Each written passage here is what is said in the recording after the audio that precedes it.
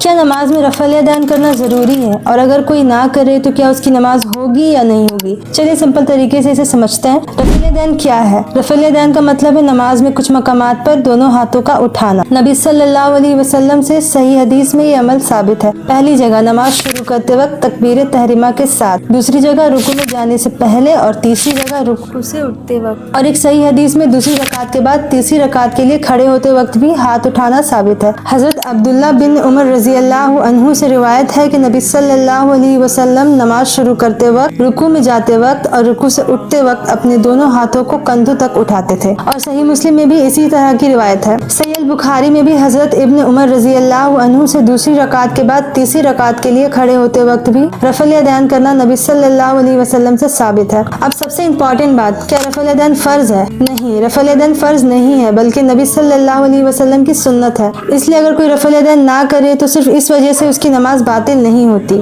رفع الیدین کے مسئلے میں علماء کا اختلاف ہے۔ کچھ علماء اسے رکوع سے پہلے اور رکوع سے اٹھتے وقت سنت مانتے ہیں، جبکہ کچھ علماء صرف نماز کے شروع میں ہاتھ اٹھانے کو ترجیح دیتے ہیں۔ اس لیے جو کرے اس کی بھی نماز صحیح، اور جو نہ کرے اس کی بھی نماز صحیح۔ لیکن ایک بات ضرور سمجھنی چاہیے، رفع الیدین کو چھوڑنا اور یہ کہنا کہ نبی صلی اللہ علیہ وسلم رفع الیدین نہیں کیا کرتے تھے تو یہ صحیح حدیث کے خلاف ہے، کیونکہ بخاری اور مسلم دونوں میں نبی صلی اللہ علیہ وسلم کا رفع الیدین کرنا صاف طور پہ ثابت ہے۔ کچھ کامن متس ہے جو کہتے ہیں لوگ کہ رفع الیدین فرض ہے، نہیں کیا تو نماز نہیں ہوگی، رفع الیدین صرف ایک گروپ کی نماز ہے، جو رفع الیدین نہیں کرتا اس کی نماز نہیں ہوتی، تو یہ کہنا صحیح نہیں ہے۔ تو رفع الیدین نبی صلی اللہ علیہ وسلم کی سنت ہے، فرض نہیں۔ ہم سنت کو سیکھیں اور جتنا ممکن ہو نبی صلی اللہ علیہ وسلم کی طریقے پہ عمل کریں، لیکن اس مسئلے کی وجہ سے ایک دوسرے کی نماز کو غلط یا کسی کو برا نہیں کہنا چاہیے۔ اللہ ہمیں نبی صلی اللہ علیہ وسلم کی سنت کو سمجھنے اور اس پر عمل کرنے کی توفیق دے، آمین۔